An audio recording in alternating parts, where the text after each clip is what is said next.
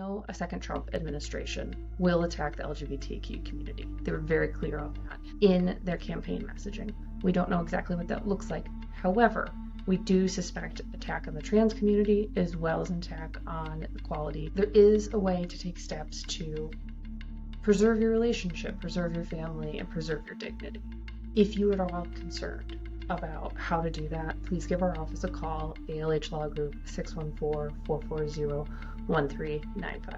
Thank you, and please enjoy C-Bus Mob.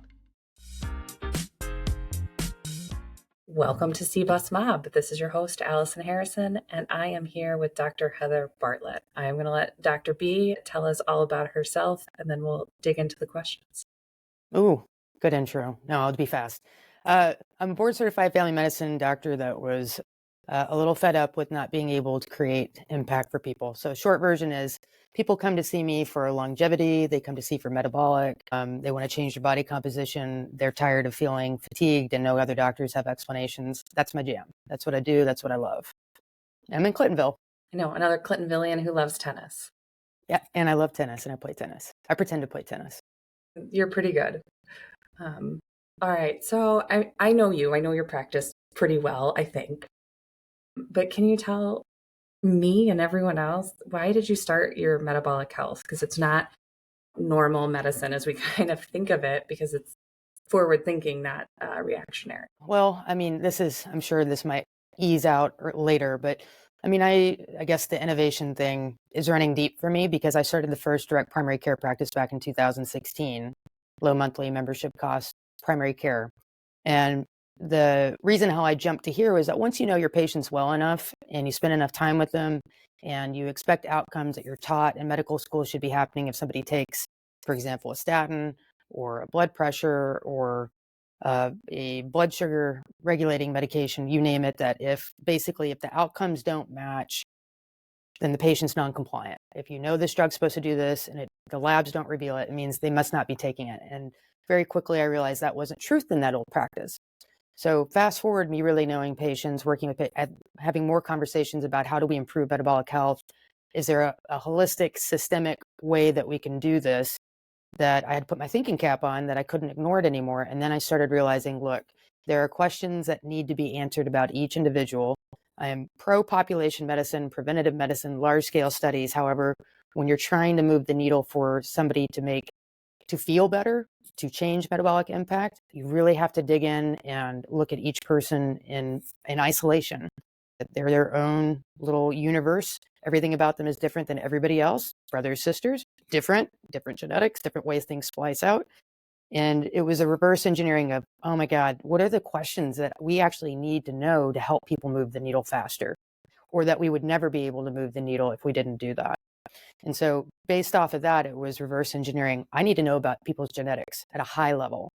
I need to know what's going on inside somebody's cells from a nutrient deficiency perspective, for example. I need to know, I always have been a very big kind of nerd about advanced cholesterol panels.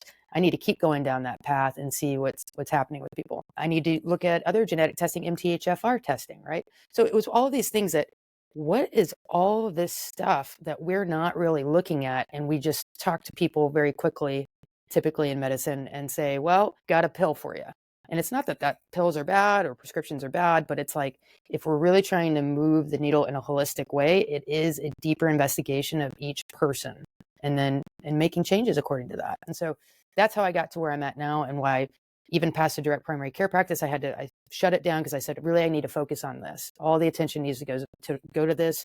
Lots of doctors can handle sore throats, and I'm glad they can. But doing what I'm doing, and with the grateful gratitude years I have of my direct primary care patients, I learned a lot. And having that luxury of learning that you got to scratch your head and ask what's happening to people in a different way is what helps move the needle. You know, back in the old school days, anybody who was doing something new and innovative, they were inventors. And now sometimes people get called that they're an outlier, maybe some nastier names, that they're doing things they shouldn't be doing. But that's how medicine always progressed, was that somebody said, hey, we should investigate this deeper and do something different. And that's kind of fallen by the wayside. But here I am. That's what I'm doing. Yeah, no, it's a Malcolm Gladwell book, Outliers, and it's how outliers change the world, right? They're the ones who are thinking creatively, and that's how we get change is someone is willing to buck the system. And so I think that's kind of what you're talking about a little bit with medicine, right? Yeah. Is approaching it in a different way, which I think is awesome. And the end result, right, is healthier and more energetic people. At least that's what I've experienced from your clinic. Yeah, I mean, if it is truly, to me, allowing patients to have autonomy over their health and not in a way to make bad decisions that are their own Reddit forum experiments. And no knocking against that, because a lot of people do that because they don't know where to turn to. But in a way of complex and messy. It is, but it's allowing people to have a roadmap about their body. And that's it. It's really pro autonomy, and then kind of trying to be somebody's guide towards what we find out about them. Yeah, I love it. I mean, I think you've kind of answered it. What's the biggest risk you've taken as a business owner? But I think that's moving from, I mean, one, starting direct primary care, and then two, moving to this metabolic health. But you tell me, that's what it looks like from an outsider's perspective. I mean, man, then I take more risk than I realize if that's my biggest risk. No, I mean, I would say risk. I'm technically, my wife says I'm probably one of the most risk adverse people that she knows, which is, to me, I think is actually very true. And then she's like, also, you're very risky. So I'm like, I don't know what I am, right? But I think ultimately we weigh pros and cons of risk based off of benefit, and benefit is totally different to every single person what that means, right? Some people, they're trying to move the needle financially for their family. For me, it was, I want to stay in medicine and feel like I'm making an impact and not be frustrated every day knowing that something's not changing for people. And being able to have the luxury, I'm calling it luxury, but also the risk of saying something needs to be approached differently. So I guess that is risky, because I don't, keep going, keep asking me more questions, because my mind just went in 5 different ways. This is how it works. You nail me down on exactly which risk you want, and we'll talk about that. Okay. But like, every day, you and I have talked about this, and I say this often. It's probably not a very positive thing, but I think people need to look at their truths if they're thinking about being a business owner. And really, if you work for somebody, and not everybody, and everything's a terrible thing, but the truth is, if we passed away tomorrow and we were employed by somebody, there's an excellent chance at that job posting that you may have been working very hard for that company. Lots of gratitude for it. They say they had gratitude, but before you're cremated or in the ground, your job posting is going to be up. So if you feel like you've got this compulsion of dissatisfaction that you feel like you need to do something, you need to change something, you need to make this risk, I don't think that goes away once you get that seed in you. I really don't think so. Heidi and I have this conversation all the time of how I'm unemployable, because I love running my own business. And I forget not everyone does. Like, people do like to come into a work, know what they're supposed to do, not have all of these other things like, how do we market and what's the billing system? And they don't have that. And it's wild to me, because that's the stuff that gets me excited to come in. And I think to you, that freedom to have your hand in all those things also gets you excited to come in to work, because you see what you can do. Yeah, I know. Well, okay. we'll get there in the business owner part. Yeah, no. But the truth is, it's the opportunity in every capacity of your business to be able to innovate is kind of actually what kind of gets me going, right? Right. So if I was working for a healthcare system and I hated the electronic medical record, but they were able to make bukus of money off of it because it's so good at billing, but it's terrible for patient care, and I get nobody gets any say in that. Like, that was actually a grinding point in creating this clinic. Was I need to make something that is, you find something, and I was on the hunt for a long time, that is that powerful, that makes my experience good and makes the patient's experience good and allows cross communication easily, sharing notes and huge downloads of their labs and all these things that, like, you have, that innovation piece is what makes this, to me, this clinic click. Is that if I couldn't do that, I wouldn't enjoy this clinic. Patients wouldn't enjoy this clinic, and I wouldn't have the opportunity to innovate and figure that out. So this is something I struggle with, and so I'm wondering how you balance it. The need to innovate, but also the need to have consistency. Like, sure, I love change, and so being consistent sometimes can be hard for me. So I'm just wondering, how do you balance those two things? Because you kind of have to have some consistency too. Yeah. Also, as a friend of yours, and my wife, I have and I'm going to wager that there's a high proportion of small business owners who have a touch of ADHD and perfectionism, right? Maybe they go hand in hand, maybe they don't. But like, that's something that I wish I had known early, which was just make a decision and move forward, right? Yeah. And so how do I weigh that? I don't weigh that. I fight this every day of make the decision, move forward, test A, B, move forward. But my mind says, but how do you know there's not a C that we should be testing too? Why is there just an A and a B, right? And so there does have to be consistency, and there has to be momentum and a path forward. And saying that it's not easy. I mean, I remember when I was starting my business and looking at other doctors and trying to look at other people, like trying to understand the business of medicine as a primary care doctor, let alone shifting into this of the business of healthcare, and realizing how convoluted, complicated all these things. How do people get startup money? Do they get startup money? Does everybody buy the best thing initially? Does everybody go into massive debt to start a practice? Like all of these, I mean, I remember all of it, and you can easily get in the weeds and never take any action. I guess that's the biggest thing, is that one micro step every day. What is it? The 1%. If you improve 1% every day, how that compounds out amazingly. I did not appreciate that or utilize that to my toolkit starting off. And that's and it's not easy. So anybody who's like racking their brain and think about starting a business, or they are an early new business owner, and they're trying to figure out all these things and they feel totally overwhelmed, congratulations, that's normal. And we empathize because it is on your shoulders. And even when you have a spouse and you're running it by them, anybody can give you lip service and say, great idea, no, not a great idea or whatever, but like they have no idea how many nuts and bolts have been rolling around in your head in every different angle that you'll never be able to verbalize. And that's part of it. Yeah, because I mean, as a business owner, you're thinking about 100 things all at the same time, trying to, make everything a little bit better. At least I think that's pretty common.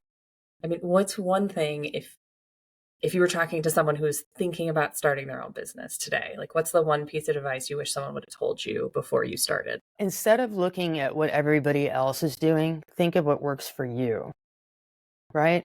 And because again, in my space, let's go back to the old space when it really was, keeping up with the Joneses in your personal life, there's keeping up with the Joneses in your professional life too. And what you're doing, if you're trying to do something novel, innovate, or not, or just do something you love, that's okay too. Do it your way. You don't have to follow the script of other people. Now, in my opinion, here's your risk of doing that. For years and years, every time I went and saw the banker at our bank, and when I was first starting off with my old practice, and I still do have student loans. That's another discussion, private student loans, which is a nightmare for anybody who needs to get a loan. But and he always joked and said, when I explained what I did, he's like, yeah, that's a great idea. We should get you employed again. We should just get you employed again. I mean, in that conversation, I kind of hide from him when I see him now, because I'm like, you don't get it, man. You don't get it. And also the system is, if you're in the position of somebody who does have private student loans, it's harder for you. So I'm going to say that to anybody who's thinking about opening a business, if you have private student loans, which most people don't, and they're clever enough not to, I was not, whatever the circumstance, we don't need to go there. But I think they're it's a reality. To know. Yeah. Well, and the one thing that doesn't mean, sorry, Alex, let me just say one thing. Go ahead. Because it doesn't mean that you don't have a good idea if somebody won't give you a loan or they won't give you a line of credit. So don't confound those two things thinking, well, they don't see the value in what I want to do. And really, it's just the economics of everybody likes consistency and safety if they're going to be loaning you money. And I understand that, and that's reasonable, but I'll tell you, it's a knock to the soul, because what you think is your idea is not valuable. And that may not be the truth. That I think is part of being the outlier, right? It takes a lot more education of what you're doing and why you're doing it to get people to understand and buy in, just from like a loan perspective, right? Like they're like, oh, you're running your own medical practice. Great. But you're like, whoa. Like I'm not treating bloody noses and sinus infections. Like that's not what I'm doing. And so, right, you're outside the box and it creates questions. Sure. I mean, but even when I was doing primary care, it was direct primary care with the first private practice I had. I mean, back then it was very novel. Now everybody's kind of very aware of it. But, I guess that's the thing, is don't take an ego hit, and not even an ego hit, not in a hubris way, but in a self-deprecating way that if somebody doesn't understand your vision, they may not need to understand your vision. That may not be your person. That may not be your target audience. Yeah. All those things, like truly. And also don't over explain to people that you don't, in time, you're going to be very hyped up. Most people are, if they're starting their business, if you're new to business, or if you're still in business and you feel this way, that like, you feel like you've got to spread the message to every single person about what you're doing. You're so excited. You're trying to kind of self-market, whatever. And at some point you're going to realize your energy needs to be served in better ways. You need to be talking to people who actually are your target audience. And you don't need to convince everybody what you're doing. Because not everyone's your client, right? That's right. Absolutely. Yeah. But a lot of people have opinions and they're happy to tell you. Oh, don't you know they? what I mean? And so, but that doesn't, and they're entitled to their opinion. But that doesn't mean that, again, if you have that seed in you, you have an idea, you can't let it go. You know, I'm a spiritual person, and for a long time it felt like every time I would hit a wall, I was like, I don't know if I'm supposed to be doing this, or maybe I'm supposed to be doing this, whatever. But ultimately it never went away. Things don't go away, and then doors start opening. And so roadblocks are not necessarily terrible things, but you've got that seed. It's not going to go away. You might as well act on it. You might as well move forward, but just know not everybody else has that seed. Not everybody else wants to do the thing, explain the thing, use your services, and that's okay. Yeah, what I'm hearing is if you're a small business owner, you got to have some grit, right? Absolutely. To overcome. Yeah. When I was a medical student in Baltimore doing my surgery rotation, there was a wonderful little Jewish lady who finally one morning she came up, she was laying in bed and early in the morning checking on her, and she says, you know, I like you. You got chutzpah. And it was one of those things that I was like, I got to go look this up. What is that? Right? Yeah. It is kind of like grit, you know, but you do. I think you do. Yeah. I mean, and that's let alone just being a business owner, not being a minority owned business owner.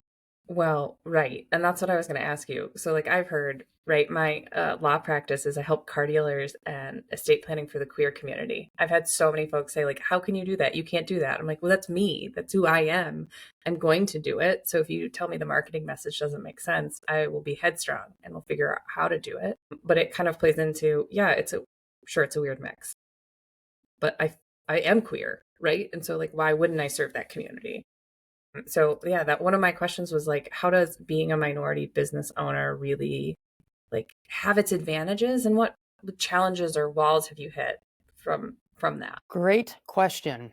You know, I would say being very, this is going to sound highly superficial, but so much of business happens in small conversation. You see somebody at a restaurant, somebody invites you to an event, and you're cross mingling, etc. You know, so the question is, through what lens am I looking at being a minority-owned business owner, right? And so I do have a wife. I am a woman. I am a physician.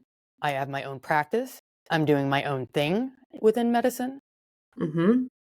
So which lens, which complicated, how many telescoping lenses do we want to stack on each other for that, right? And so, I mean, the truth is those conversations that most people take for granted. How's your wife? Most business owners, there's a lot of men, they got a lot of wives. Don't take that the wrong way, but that's an easy conversation piece, right? So when you go into looking at it from the angle that I have a wife and I want to go cross mingle with people, it's nobody knows what to say to me. Nobody knows how to have that conversation. You know, somebody said the other day, and not a negative way, but like said something about, I don't know no, I'm not going to tell this story. It's total divert. I caught it. It's okay. But, it's okay. You know, the ability for networking. Okay. We don't network in isolation as a small business owner, as a woman, as a person who has a wife, as anything. You don't network in isolation and only in certain groups. And so I feel like that's actually probably one of the harder things. And I think I can talk to a lot of people. And yet it's not that I can't talk to them. It's that sometimes they don't know how to talk. They are afraid they don't know how to talk to me. Like, what's our crossover? I don't have kids. I've got 3 cats and a dog. You know, 3 amazing cats, by the way. Yeah, thanks. But like very genuinely, it's one of those things of sometimes that overlaying of having those commonalities is what allows other businesses to prosper. And when people don't know how to relate to you and get to know you and know that they want to invest in you or that they want to promote you or otherwise because they don't know what to say outside of she's doing this practice. Most people are like, she does this practice. Also, ex Joe is a hunter. We should go out deer hunting sometime, right? And then we'll talk some more business, right? And that's fine and good. But I actually think it's those small conversations when you're a minority-owned business owner that you don't realize until you've been doing it for a while that networking, you wish people were more open-minded into just trying to have that relationship easily. There's no Just right or wrong comfortable, answer in right? conversation. Yeah, getting to know somebody. But anywho, otherwise, I don't know if I've had hardships. Otherwise, I'm going to be very honest with you. I'm not sure what they are because they've probably I've been so in the weeds with things that I may have not appreciated it. And maybe I gave people a lot more grace than I should on certain things. But, as I'll say this in the medical space, if you're a female, you end up usually having higher utilization rates, you do more work than your men counterpart because people want to talk to women more as a physician than men because they know you're being listened to, right? And so I do know that in my old practice, I think that my risk of burnout was very high because of that. I was already high access plus that.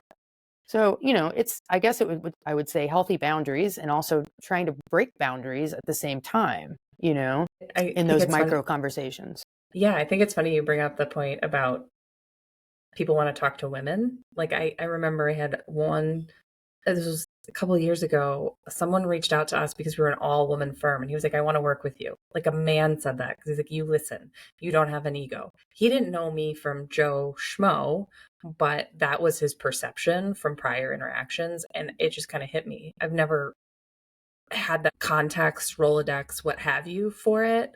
Mm-hmm. So that was a really interesting perception from someone. And so interesting that also transcends in medicine. Is there anything, I know, not anymore so much, because I just think as I've gotten older, I just have confidence or I stopped caring. I'm not sure which one it is, but I remember going into rooms that were full of very traditional women, right? They had boyfriends or husbands, had kids. I would want to crawl out of my skin. Nothing about that was comfortable because I was like, I don't have anything in common and I just want to jet. Have you ever had those? And what did you do to get over it? Did you keep going or did you just say that's not for me? Because for a while I just left those events and said, not my jam. Well, this is my direct tie back into what I was saying about with networking. The truth is, I used to want to crawl out of my skin. I didn't want to be there. What was I going to talk about? How were they going to approach me? What I wear, what my haircut looks like, what my voice is that I have no control over, all the things, right? Yeah. And saying the word that I have a wife and people being like, what? The immediate stop that they're like, huh, what? Yeah. I think you do. And this is kind of going back to don't expect people to love what you're doing anyways. But it goes along with the grit thing. At some point, you say, I belong here too. And if nobody wants to come talk to you, then congratulations, you're going to start learning how to talk to people. And whether they like it or not, you're going to introduce yourself and say hi. Everybody's got good shoes, good socks, or a nice sweater. Easy peasy. So you can always make conversation about stuff like that. But I have been out with you and your wife, and you are a master at this. You will go talk to anyone. It's really impressive. So if anyone sees Dr. B, it's art happening. No, but the truth is, that's not, I used to be petrified of talking to people, talking in front of people, talking to people. This is not who I used to be. But there was some switch that really got pulled in me where I was like, get out there or get a job. Because if you can't get out there and do what you need to do and make people aware or otherwise, then you just need to be working for somebody. You can't be afraid. If you can't advocate for yourself and be confident enough about talking about yourself, you do need to be employed. Because it's part of the business, whether we like it or not, if you're going to own your business. Yeah. No, it is. And this leads to my question is are you ever able to turn it off? You're on vacation with your wife and are like, I don't have to network. We're nowhere where anyone's going to want my medical services. Can I just sit on the beach and enjoy a pina colada or whatever? Yeah. And you know the answer to this. So the answer is no. I do. Yeah. So, I think all these little micro topics that we've been working through ultimately should lead people to understand why it would be hard for somebody who owns a business to turn it off. Now, everybody's got their back history of trauma, vagal tone, whether they exercise, poor sleep, everything that I care about, right? But that those things, it doesn't mean it has to be that way. The more confident you get in your business, I think the more you can turn it off, not necessarily turn it off, but you can turn it down. Yeah. And I That's a think good way of actually, putting it. yeah, I think I would say, as if I was a new business owner, and even right now, because the concept of this clinic is still pretty novel to Columbus, to Ohio, mostly kind of to the country, the exact approach. But that if I did turn it off, I don't think the doors would stay open, because there's always ways to improve. There's always micro fires that need to be put out. That's owning a business. But if somebody looked at it from the same view that they're a parent, that's the same thing very much as being a parent, only it's about a business, or a sick cat. Got to take care of it. This is going to happen. We're having a good day. We're having a bad day. We're having a good day. We're having a bad day. But like, You're a miracle cat. yeah, but like, it just, no. And I'll tell you, it's important to find community. I'm really glad that you're doing this podcast series, because it is important to find community that you can talk shop with. You don't have to be in the same vein, the same type of work to have these conversations. In fact, I'd probably say it's more beneficial to not. Agreed. But when we have our little small business meetings, but our local ones with you, me, and Amanda, we're in 3 totally different worlds of business, but we can all learn something from each other. We can all say, oh, have you utilized this type of employee relationship, whatever. Yeah, marketing, we've talked about that. How to Right. Yeah. And so, but you don't need to turn it off. You do need to turn it down for your mental health, but it's going to take time if you're feeling that way 100%. So don't expect somebody, your significant other or friend or family member says, well, I listened to this podcast with Allison Harrison and she said you should be able to chill out. And I'm saying right now, not for a while. I'm not good at chilling out. Yeah, that's okay. That also means you care. 100%. I love reading, and I read about these books where people can go to work 4 hours a week, and I'm like, that's amazing for them. But like, I care too much to ever be like, yeah, like 4 hours, I got my fix in. Yeah, no, not possible. I know you feel the same way. So no, here's the thing, and at some point you're going to read books and you're going to say, oh, that's why I want to own a business. It's because I want to work on the business. I don't want to work in the business. And I'm going to tell you, if you have that type of narrow focus from the beginning, that's a sure path to failure. 100%. Doesn't mean that you can't do that in the future. That should be a goal. It's an evolution. It's an evolution. But you're working. This is what's hard about being a small business owner and a small minority-owned business owner, like for all the other things too. But ultimately, you're working on the business and in the business, oftentimes simultaneously, accidentally. And if you are like, well, I'll just hand this off, I'll just hire a manager to handle this immediately, I think that's also, based on my world of medicine, a really great way to fail very quickly, by not caring, knowing, implementing, being in touch, understanding. Just having clear insight, I think, is so important. Also, handing over control, which is not, delegating is different than handing over control. Yeah.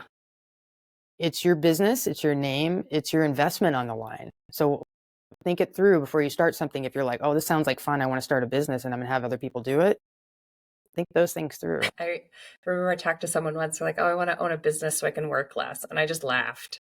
And they didn't understand. And I was like, I don't know that anyone goes into business because they want to work less. You just are happier with the work that you're doing. Yeah, I think if somebody had to determine, I mean, this kind of goes back to like, if you're not going to talk about yourself, then you need to be employed. But like, ultimately, most of us are going to be working no matter what. And so if you have to make that decision on, if you're thinking about starting your own business and if you're going to be working and you're willing to take the risk, just remember, when you start a business, you're still working.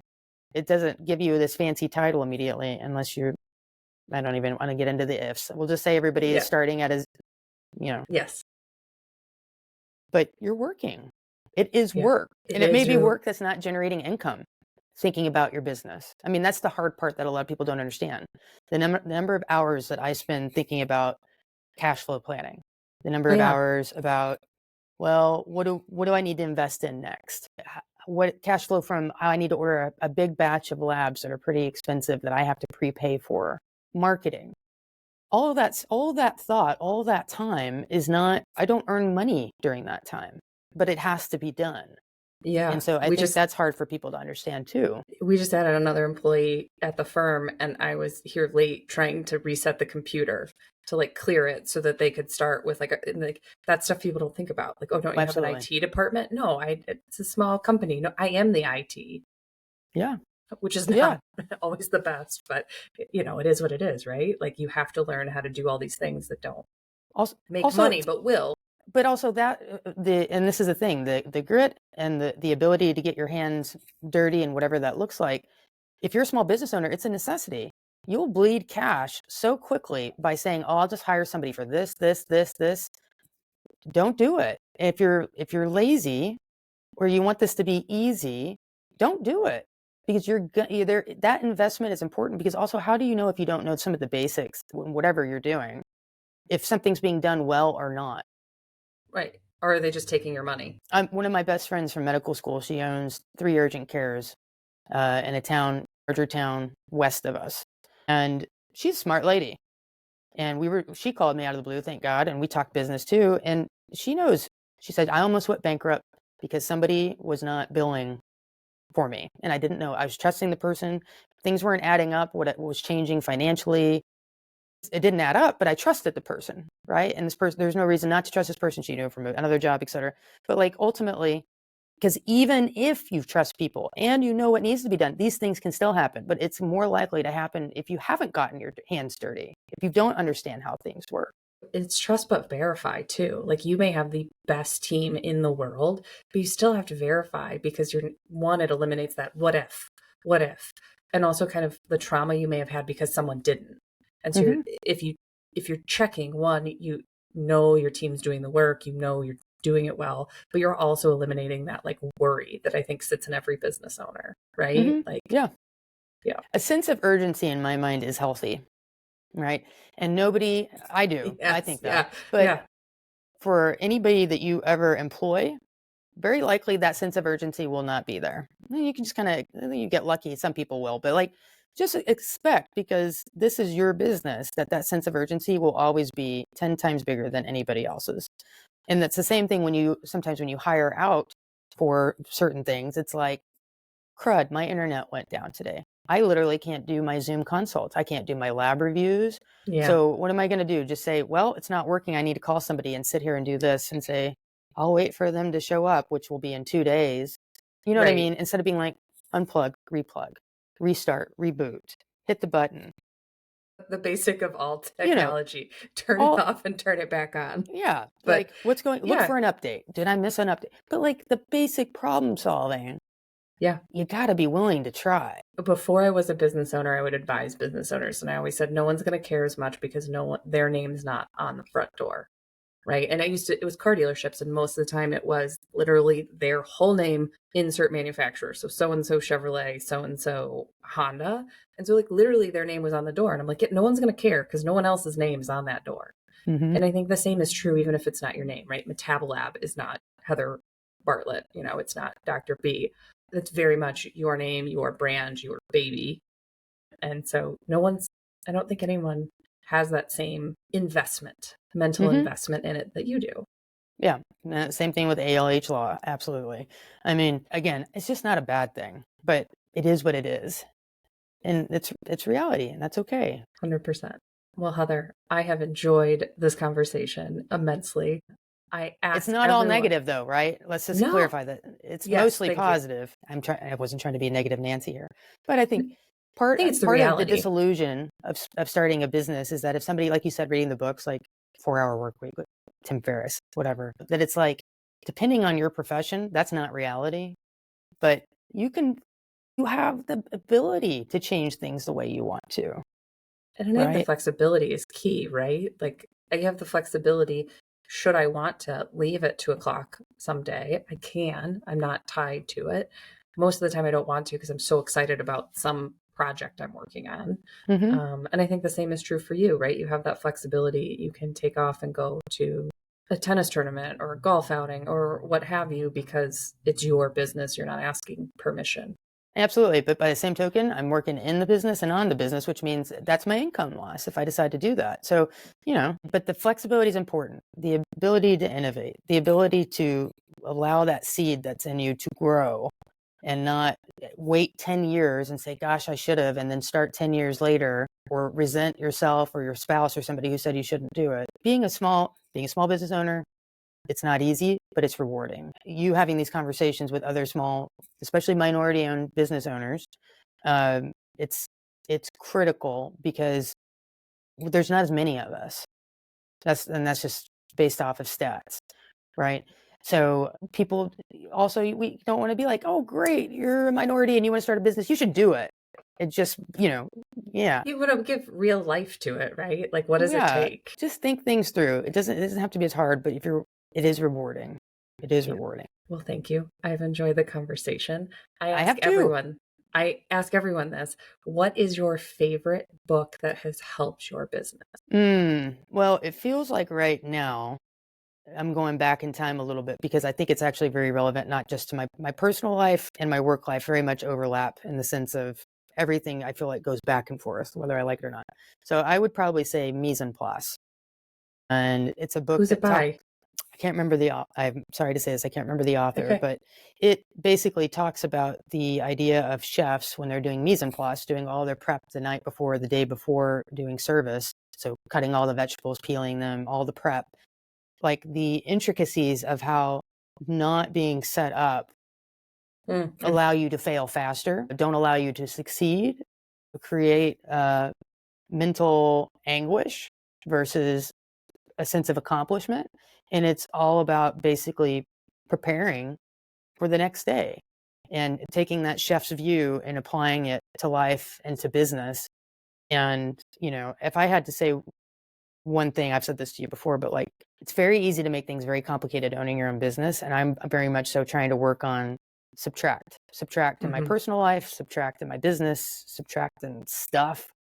But because you can lose clarity very quickly. And so that mise en place idea of preparation and really what do you need to get done, I still love that book. All right, I'm going to have to check it out. Well, thank you, Dr. B. I appreciate it. Yeah, absolutely, Allison. Thanks for inviting me. Yeah.